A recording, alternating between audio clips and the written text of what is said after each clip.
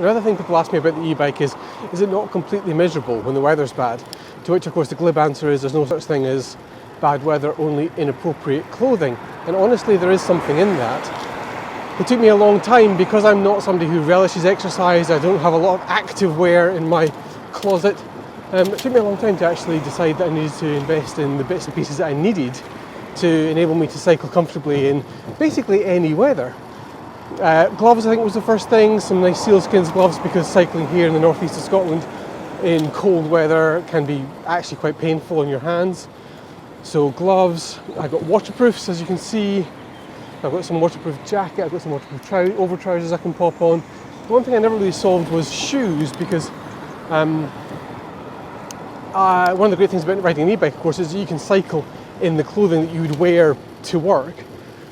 But if you're wearing nice leather shoes, they can be a bit messed up by the rain. You can buy shoe covers, but I never quite got around to that. But generally speaking, I can cycle in most things. The worst thing about a bit of rain is getting some water drops on my glasses, but I could always switch to contacts if that was a problem.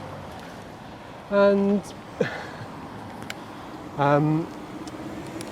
cold is fine, rain is fine. The only thing, if it's absolutely torrential, it can be a little bit challenging, but up to that point, it's fine. The one thing that I found quite unpleasant was cycling, not so much in the snow, that was fine, but cycling after the snow had rutted and then refrozen and been recovered with snow, even on cycle paths that weren't cleared. That was quite unpleasant, quite dangerous, so I won't do that again. But otherwise, the rain, wind, doesn't really stop me. As long as you pick the right clothing, make some sensible choices, and don't be a fool. Like, if it's terrible, get the car, get the bus, whatever. But most of the time, it's fine.